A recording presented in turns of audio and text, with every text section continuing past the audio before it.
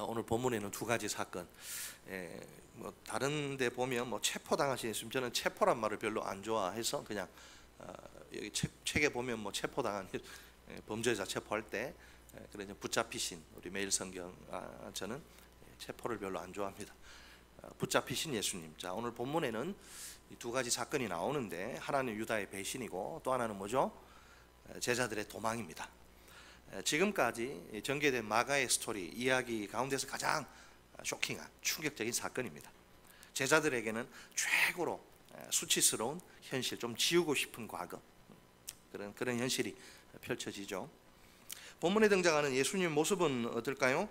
대단히 수동적이고 힘없는 그 희생자처럼 보입니다. 그분의 운명이 마치 대적들의 손에 좌우되는 것 같아요. 사실은 예수님이 모든 상황을 주도하십니다. 자신의 운명을 향한 하나님의 뜻에 자발적으로 순종하시는 겁니다. 예수님은 자신이 붙잡히실 때가 찬 것을 아십니다. 그런데도 도망가시지 않고 당당히 맞서십니다. 이 붙잡히시는 사건을 인자가 죄인의 손에 팔리는 것으로 해석하십니다. 제자들에게 일어나라고, 함께 가자고 권면하십니다. 자신을 파는 자가 가까이 왔다고 말씀하십니다. 아니나 다를까 말씀이 끝나기도 전에 예수님의 예상대로 사건이 벌어집니다. 유다가 자기 그 계획을 실천에 옮기기 위해, 그 음모를 이제 실행에 옮기기 위해 여기서 그 모습을 다시 드러낸 거죠. 이때 그는 어떤 사람으로 묘사됩니까? 12 중 하나, 뭐 굳이 이런 묘사가 필요 없는데 12 중 하나로 묘사됩니다. 유다는 예수님의 측근 12 제자 가운데 한 명이란 말이죠. 이런 묘사는 그의 배신이 얼마나 심각한지를 폭로합니다. 동시에 18절에 기록된 예수님의 예언이 성취된 사실을 가리킵니다. 18절에 보면 너희 중에 한 사람, 즉 12 중에 하나가 예수님을 팔 것이란 그런 예언이 나오죠. 현재 유다는 혼자 오지 않았죠. 유대 종교 지도자들이 보낸 무리들을 대동한 상태입니다. 이 무리들은 성전 경비병들일 가능성이 큽니다. 유다가 그들과 함께 온 목적은 뭐죠? 예수님을 붙잡아 넘기기 위해서입니다. 그는 미리 짜놓은 시나리오, 각본대로 움직입니다. 먼저 예수님께 다가가 라삐어라고 말합니다. 그런 후 예수님께 입을 맞춥니다. 원래 입맞춤은 어떤 표시죠? 사랑과 존경의 표시입니다. 하지만 유다는 입맞춤을 더러운 배신의 도구로 사용합니다. 독사의 독을 먹으면 징그러운 입맞춤이 틀림없습니다. 그 가증스러운 표정을 한번 상상해 보세요. 얼마나 역겨운, 토가 나오는 역겨운 모습일까요? 대단한 연기 실력이긴 한데 아주 위선의 극치입니다. 자, 이 사건이 벌어지는 때는 밤중이죠. 어두워서 사람을 알아보기가 쉽지 않습니다. 예수님을 이제 지목하기 위해선 유다의 신호가 필요하죠. 흥미롭게도 유다는 입맞춤으로 끝난 게 아니고 무리에게 한 가지 조치를 당부합니다. 신신당부하기를, 저 예수를 잡아서 좀 단단히 끌고 가라. 예수님이나 제자들이 저항할 그런 경우를 예상한 겁니다. 만약 그런 저항이 소란이 일어나면 곤란하겠죠. 만에 하나라도 일이 또 꼬일지도 모르니까 말입니다. 유다는 이미 이제 검은 거래를 약속하고 돈을 받은 처지죠. 어떻게 해서든 실수 없이 일을 깔끔하게 마무리해야 합니다. 최악의 상황까지 가정에 대비책을 마련해 두는 것이 좋습니다. 솔직히 이런 대비책은 전혀 필요가 없습니다. 왜요? 예수님이 십자가의 길을 가시기로 굳게 결심하신 상황이 아닙니까? 그 과정에서 대적자들의 손에 넘겨지실 것까지 예고하신 상태입니다. 그러니 저항하실 리가 없습니다. 유다가 아직도 예수님에 대해 제대로 이해하지 못한 것이 분명합니다. 이제 46절을 보면 무리가 예수님을 붙잡습니다. 그때 곁에 서 있던 제자들 중에 하나가 칼을 이렇게 뽑아 들죠. 그 칼로 대제사장의 종을 쳐서 그의 귀를 잘라버립니다. 요한복음에 보면 가해자와 피해자가 베드로와 말고라고 이렇게 언급을 합니다. 다른 복음서 저자들의 기록과 비교할 때 마가의 기록은 달라요. 이 행동에 대한 예수님의 반응은 전혀 언급하지 않습니다. 그 이유가 무엇일까요? 무리에 대한 예수님의 말씀에 관심을 집중시키기 위해서입니다. 48절에 따르면 예수님이 무리에게 책망을 쏟으십니다. 칼과 몽두기를 들고 죄인 때려잡듯이 칼과 몽둥이를 들고 예수님을 붙잡으러 오다니요. 예수님을 강도로 범죄자, 강도로 취급하는 것이나 다름없습니다. 평소에 예수님은 성전에서 그들과 함께 계시면서 가르치십니다. 그때는 그들이 예수님을 붙잡지 않습니다. 그냥 자유롭게 내버려 둡니다. 흥미롭게도 그때 예수님은 그들을 사정없이 책망하십니다. 그들이 거룩한 성전을 강도의 추악한 소굴로 만들었다는 것입니다. 이제는 역으로 그들이 예수님을 강도 대하듯이 너희는 강도고 이 성전은 강도의 소굴이구나 그랬는데, 이제는 반대로 그들이 예수님을 강도 취급을 하고 강도 대하듯이 붙잡으러 옵니다. 예수님은 이 행동마저 성경의 예언이 성취되는 것이라고 선언하십니다. 이처럼 예수님의 관심은 철저하게 성경의 예언, 곧 하나님의 뜻을 성취하시는 것입니다. 심지어 강도로 취급되는 그 억울함까지 감수하실 정도입니다. 우리 조금만 억울한 일 나오면 막 분을 내고 그러잖아요. 근데 뭐 그런 강도로 범죄자 취급 당하는 것까지, 억울한 그것까지 다 감수하실 정도. 그렇게 하시면서까지 십자가의 길을 묵묵히 걸어가십니다. 반면에 제자들의 모습은 어떤가요? 아주 실망스럽기 짝이 없습니다. 50절에 의하면 모두 다 예수님을 버리고 도망치고 맙니다. 51절, 52절은 혼입을 두르고 가다가 붙잡히니까 그거 팽개치고 알몸으로, 벗은 몸으로 도망을 가요. 절대로 예수님을 배신하지 않겠다고 호언 장담하던 그들이죠. 이런 그들이 졸장부처럼 목숨을 부지하겠다고 비겁하게 주랭랑을 치다니요. 제자로서의 삶에 완전히 실패하고 만 것이지요. 도대체 그 이유가 무엇일까요? 예수님이 아무런 저항도 없이 무기력하게 순순히 붙잡혀 가십니다. 자신들이 그토록 기대하던 이 그리스도 메시아와는 너무나 거리가 먼 모습입니다. 예수님은 바라보고 모든 것 다 포기한 채 따른 제자들이 아닙니까? 그 결과가 고작 이것이란 말입니까? 내가 이러려고 저 예수를 따른 거예요? 그래서 자괴감이 들어요. 이제는 더 이상 예수님께 아무것도 기대할 수 없습니다. 얼마나 허탈하고 속이 상할까요?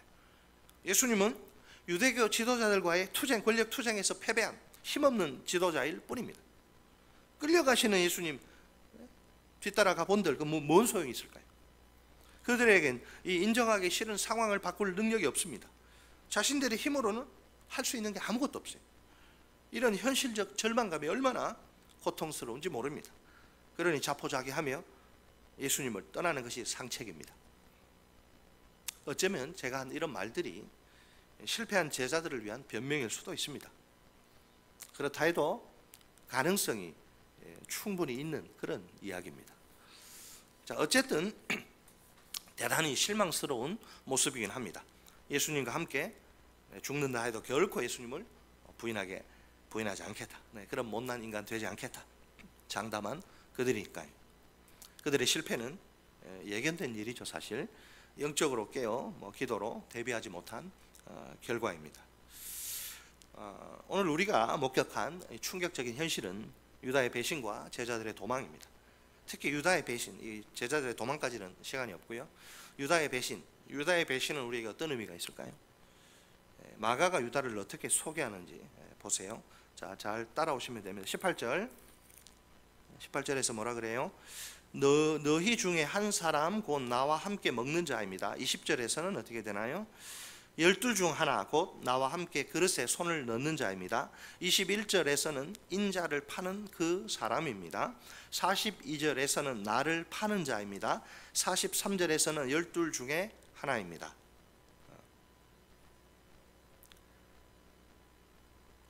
누가 뭐라 해도 유다는 예수님의 12 제자 가운데 한 사람입니다. 예수님이 친히 제자로 선택하시고 부르셔서 지금까지 동고동락한 사이입니다. 게다가 유다는 예수님이 12 제자 중에서도 신임하시던 제자입니다. 그에게 공동체 재정을 맡기실 정도입니다. 재정은 아무나한테 맡기지 않죠. 더 이상 무슨 말이 더 필요할까요? 내가 식당을 해도 카운터는 종업원에게 맡기지 않아요. 가족이, 아들, 딸이 하는 거지. 자, 웬일인지 유다는 중간에 철저히 아주 완전히 엉망으로 망가져가지고 실패하고 맙니다. 예수님을 파는 자, 예수님을 팔아먹는 자, 돈 몇 푼에 팔아먹는 자로 전락한 것입니다. 유다의 배신이 참으로 안타까운 이유가 있지요. 예수님이 다 아시죠. 배신의 낌새를 보시자마자 이런 그러면서 즉결 처분 하실 수도 있는데 하시지 않지요. 그를 쉽게 포기하시지 않고 회개할 기회를 여러 번 주십니다. 아직도 늦지 않았다고, 회개하고 돌아오라고, 정신 차리라고, 다시 시작하자고 말입니다. 그러나 유다는 번번이 그 기회를 제 발로 걷어차 버립니다. 결국 그 모든 기회를 다 잃어버립니다. 그렇다면 유다의 문제는 여러분 무엇일까요? 그의 배신에는 독버섯 먹으면 죽잖아요. 독버섯처럼 치명적인 뿌리가 있어요. 자, 예수님의 제자로서 유다는 그분과 3년 이상을 함께 생활합니다. 어디서도 들을 수 없는 그분의 주옥 같은 설교, 생명과 진리의 말씀을 듣습니다. 더욱이 이제껏 듣지도 보지도 못한 수많은 엄청난 기적을 온 몸으로 경험합니다. 그 누구를 통해서도 맛볼 수 없는 예수님의 깊고 진한 감동적인 사랑을 체험합니다. 그럼에도 불구하고 그는 예수님과 인격적인 관계를 맺는데 실패합니다. 그가 예수님을 어떻게 부르는가 하는 걸 보면 금방 알 수 있습니다. 그는 살면서 단 한 번도 예수님을 주님이라고 부른 적이 없습니다. 그에게 예수님은 단지 랍비 곧 많은 선생 가운데 한 사람에 불과할 따름입니다. 이것이 바로 그가 예수님을 배신한 결정적인 원인입니다.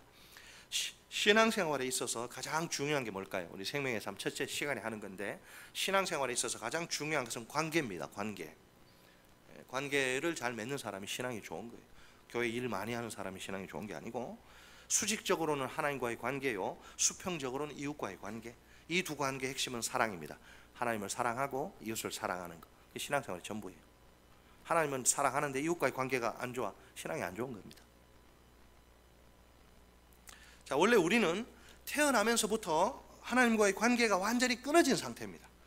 허물과 죄로 죽어버린 것이, 죽어가는 게 아니고 부정과거, 단순 과거입니다. 과거에 이미 허물과 죄로 태어난 상태, 죽은 상태로 사사나예요. 사실은 죽은 상태로 태어난. 무엇보다 이 끊어진 관계 회복이 급선무입니다. 만약 그렇지 않으면 대단히 위험합니다. 죄에 대한 하나님의 끔찍한 형벌, 즉 지옥 심판을 피할 길이 없기 때문입니다. 그런데 회복에는 유통기한, 유효기간이 있습니다.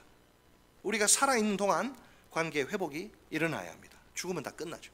문제는 누구나 자기가 언제까지 살아있을지 장담할 수 없다는 사실입니다.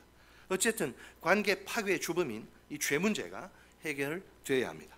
물론 우리 힘으로는 이 일이 불가능합니다. 그래서 하나님이 우리를 위해 하나님과 사람 사이 유일한 중보자 예수 그리스도를 보내주십니다. 우리가 하나님이 절대로 포기하실 수 없을 만큼 존귀한 자들이기 때문입니다. 예수님의 사명은 뭐예요? 하나님과 우리 사이에 끊어진 관계, 죄로 파괴된 관계를 회복시키는 것입니다. 이 일을 위해서 예수님이 십자가에서 몸 다 찢겨 피 다 쏟고 돌아가십니다. 하나님이 우리를 얼마나 끔찍히 아끼시고 사랑하시는지 확실히 보여주신 겁니다. 이 십자가의 고난과 죽음 그리고 부활을 통해 죄 문제가 완벽히 해결 처리됩니다. 마침내 관계 회복의 문이 활짝 열립니다. 이제는 누구든지 예수님을 구주와 주님으로 영접하면 됩니다. 그러면 끊어진 하나님과의 관계가 회복됩니다. 하나님과 인격적인 관계를 맺게 됩니다. 그 결과 하나님의 자녀가 되는 권세를 받습니다. 구원과 영생의 축복을 누립니다. 지옥 심판에서 영원히 해방됩니다. 그렇다면 인격적인 관계는, 이건 선택의 문제가 아니고, 그죠? 인격적인 관계는 누구에게나 생명 그 자체입니다. 이 관계가 있으면 살고 없으면 죽습니다. 망합니다. 자, 요한복음 15장, 제가 이 말씀을 준비하면서 사실은 이런 방향으로 갈지 몰랐는데 틀을 짜놓고 하는데 갑자기 하나님이 요한복음 15장을 펴보라고 하셔서 봤더니 기가 막혀요. 요한복음 15장에는 저 유명한 포도나무의 비유가 나오죠. 자, 오늘 책갈피해 놓으시고 요한복음 15장으로 가겠습니다.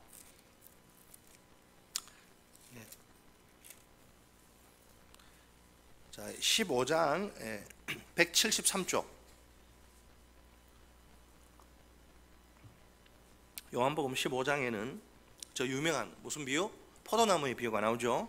자, 예수님은 이 비유를 통해서 하나님과 우리의 관계를, 그게 얼마나 중요한지를 가르치십니다.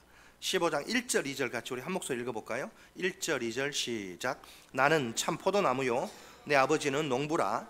무릇 내게 붙어 있어 열매를 맺지 아니하는 가지는 아버지께서 그것을 제거해 버리시고 무릇 열매를 맺는 가지는 더 열매를 맺게 하려 하여 그것을 깨끗하게 하시느니라. 아멘. 자, 여기 펴 놓으셔야 돼. 지금 잠깐. 자, 하늘에 계신 농부인데 우리 아버지 하나님이, 그분의 역할이 뭐죠? 포도나무라고 다 포도나무가 아닙니다. 포도나무에서 죽은 가지들과 살아있는 가지들을 구별하는 거예요. 자, 죽은 가지들도 분명히 겉으로 볼 때는 포도나무에 붙어 있는 것 같아요. 붙어 있어요. 사실은 붙어 있는 게 아닙니다. 그런 가지들은 생명이 없기 때문에 아무런 열매도 맺지 못합니다. 더 이상 존재할, 농부가 볼 때는 더 이상 존재할 이유나 가치가 없는 셈이죠. 포도나무는 열매 아니고는 아무짝에도 쓸모가 없어요. 뗄감도 못 씁니다. 다 버립니다. 그래서 농부가 쓸모가 없으니까 제거해 버립니다. 반면에 살아있는 가지들은 어떠죠? 진짜로 포도나무에 이렇게 붙어 있는 거죠. 생명이 있어서 열매를 맺습니다. 농부는 열매를 맺는 모든 가지들에게 전정작업, 가지치기를 해줍니다. 그 목적은 더 많은 열매를 맺게 하기 위해서입니다. 계속해서 5절 보겠습니다. 5절 같이 한 목소리 읽습니다. 5절 말씀 시작. 나는 포도나무요 너희는 가지라. 그가 내 안에 내가 그 안에 거하면 사람이 열매를 많이 맺나니 나를 떠나서는 너희가 아무것도 할 수 없음이라. 아멘. 자, 예수님이 참된 신자, 곧 무리가 아니라 제자들에게 기대하시는 것은 뭐죠? 열매입니다. 열매가 있어야 돼요. 이것은 제자의 삶에 나타나는 성장과 성숙의 다양한 증거들, 그리고 그 결과들을 가리킵니다. 예를 들면 요한복음으로 이야기하면 예수님의 계명들에 대한 순종, 나의 계명을 가지고 나의 계명을 지키는 자라야 나를 사랑하는 자니, 계명을 안 지키면 하나님을 미워하는 자라는 거죠. 제자의 삶에 나타난 예를 들어 예수님의 계명에 대한 순종, 예수님의 그다음에 기쁨을 경험하는 것, 서로 사랑하는 것, 세상에 대해 예수님을 증언하는 것, 이것이 열매입니다. 이런 열매들, 간단하게 전도, 또 성숙의 열매 이렇게 이야기도 하는데, 성령의 9가지 열매 다 마찬가지죠. 요한복음에서는 예수님을 계명을 얼마나 순종하는가, 또 얼마나 예수님의 기쁨을 누리고 있는가, 또 성도들끼리 얼마나 사랑하는가, 또 세상에 대해서 얼마나 예수를 증언하는가, 이런 열매들이 있다는 거죠. 진정한 그리스도인은 포도나무이신 예수님께 붙어있는 가지입니다. 그 속에 예수님의 생명이 있기 때문에 각자 개인 편차는 있지만 반드시 열매를 어느 정도 맺게 되어 있습니다. 열매가 없는 것은 말이 안 돼요. 이렇게 열매를 맺는 것이 결정적으로 중요하다. 그것이야말로 참된 기독교 신앙에 대한 확실한 증거이기 때문입니다. 열매로 알리라. 주님 그러죠. 열매로 알리라. 좋은 나무에서 좋은 열매 맺고 나쁜 나무에서 나쁜 열매 맺는다. 왜 열매가 나쁘냐? 나무가 나쁘기 때문에. 왜 열매가 좋으냐? 나무가 좋기 때문에. 간단해요. 처음에 가룟 유다는 어떻습니까? 누가 보더라도 살아있는 가지처럼 보이죠. 왜? 예수님의 측근 12제자 그룹에 속해서 함께 다니고 사회 가니까 말입니다. 무리 중에 얼마나 부러워하겠어요. 야, 나도 저기 끼고 싶은데. 예수님의 측근이잖아요. 그렇지만 나중에 이게 죽은 가지라는 사실이 밝혀지고야 맙니다. 생명이 없어 아무런 열매도 맺지 못하는 것이 그 증거죠. 굳이 열매라고 하면 배신의 아주 악하고 더러운 열매가 있긴 있네요. 그는 애초에 예수님과 아무런 관계가 없던 자입니다. 예수님과 인격적인 관계를 맺는 데 실패한 것이죠. 자, 그러면 우리가 어떻게 열매를 맺을 수 있을까요? 놀랍게도 그 비결은 의외로 간단합니다. 가지인 내가 포도나무인 예수님께 딱 붙어있기만 하면 됩니다. 예수님의 표현으로는 내가 예수님 안에, 예수님이 내 안에 거하면 되는 거죠. 예수님과의 친밀한 연합과 교제를 가리킵니다. 생명으로 매일매일 주님 만나는 거죠. 가지는 자신 안에 생명이 없습니다. 스스로의 힘으로는 살아서 열매를 맺는 것이 불가능합니다. 이 일은 오로지 전적으로 포도나무에 달려 있습니다. 그러므로 살아있는 가지는 진정으로 포도나무의 안에 있는 것이고, 그 가지 안에 참으로 포도나무의 생명이 있는 거죠. 당연히 농부가 기대하는 열매를 맺게 되어 있습니다. 5년 10년 교회 다녀도 전혀 열매가 없다. 그러면 심각하게 고민해 봐요. 내 속에 예수가 있는가? 내가 예수 안에 붙어 있는가? 자, 이상의 내용을 종합하면 이렇습니다. 우리 기독교 신앙의 출발점이 뭐예요? 기독교 신앙은 막 일 많이 하는 게 아닙니다. 기독교 신앙은 하나님과의 인격적인 관계로부터 출발합니다. 내가 살아계신 하나님을 인격적으로 만나야 합니다. 그 만남을 통해서 예수님을 구주와 주님으로 영접해야 합니다. 그런 다음에 나를 향한 하나님의 사랑에 반응을 하면서 살아야 합니다. 나도 하나님을 향해 사랑을 표현하며 살아야 한다, 이 말입니다. 신앙생활은 하나님을 사랑하는 게 신앙생활이에요. 일 많이 하는 게 신앙생활이 아닙니다. 막 정신없어 교회를 막 다 나쁜 건 아닌데, 자, 하나님과의 관계성은 교회 오래 다닌다고 이게 맺어지는 게 아니에요. 외적인 종교 활동 열심히 한다고 해서 세워지는 거 아닙니다. 예를 들면 교회에서 막 많은 일들을 맡아서 섬기는 경우죠. 물론 그런 삶이 나쁘다고 말하는 게 아닙니다. 다 좋아요. 문제는 그런 그 모든 삶이 기독교 신앙의 본질은 아니라는 점입니다. 그러면 본질은 뭐예요? 마음을 다하고 성품을 다하고 목숨을 다하여 하나님을 사랑하는 것입니다. 이게 빠지면 안고 없는 찐빵이고, 그래, 고무줄 없는 옷이고 그렇죠. 다시 한번 강조하지만 내가 신앙의 본질을, 핵심을 붙들어야 합니다. 내가 전 인격을 총동원해 하루를 살더라도 하나님을 찐하게 사랑하며 살아야 합니다. 이런 삶의 출발이 어디라고요? 하나님과의 인격적인 관계입니다. 아무리 좋은 종교 활동이라 해도 이 관계를 대체할 수는 없습니다. 오늘 나는 참 포도나무이신 예수님께 붙어있는 가지가 맞습니까? 내가 예수님 안에, 예수님이 내 안에 계신 게 분명합니까? 내가 진짜로 생명이 있는 가지라고 자신 있게 말할 수 있습니까? 그 증거로 내 삶 속에 아무리 적어 보여도 내 삶 속에 하나님이 원하시는 열매가 한 가지라도 보입니까? 오늘 나는 죄 때문에 끊어진 하나님과의 관계가 회복된 상태입니까? 내가 살아계신 하나님을 인격적으로 만난 것이 확실합니까? 내가 예수님을 나의 구세주, 나를 죄와 사망에서 건지실 유일한 구주, 그리고 주님, 나의 주인, 나의 왕, 이렇게 영접한 것이 틀림없습니까? 내가 교회를 오래 다니는 이유는 무엇입니까? 하나님을 진심으로 사랑해서입니까? 내가 교회 여러 활동에 열심히 참여하는 이유는 또 무엇입니까? 하나님을 진정으로 사랑하기 때문입니까? 내가 직분을 받아 섬기는 이유는 또 무엇입니까? 하나님을 온 마음 다해서 사랑해서입니까? 이 시간 내 마음의 문을 두드리시는 예수님의 음성을 듣기 바랍니다. 내 마음을 다하고 목숨을 다하고 뜻을 다하고 힘을 다하여 주 너의 하나님을 사랑하라. 따라서 하십니다. 내 마음을 다하고 목숨을 다하고 뜻을 다하고 힘을 다하여 주 너의 하나님을 사랑하라. 절대로 신앙생활 적당히 대충대충 눈치껏 하면 안 됩니다. 주님이 자기 전부를 쏟아서 나를 사랑하신 것처럼 내 전부를 다 드려. 그렇다고 제자들처럼 뭐 집도 재산도 뭐 부모 자식 다 버리란 말은 아니에요. 특수한 상황에서 그들은 그렇게 한 거고 본질은 똑같아요. 자기 전부를 바치는 게, 내 전부를 쏟아 주님 사랑하는 게 신앙생활입니다. 주님이 다 아십니다. 내가 신앙생활 하는지 최선을 다하는지 적당히 대충대충 그냥 하는지.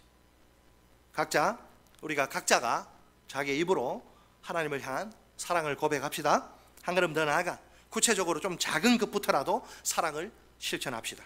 내가 교회에서 행하는 모든 일에 하나님을 향한 내 사랑을 가득 담읍시다.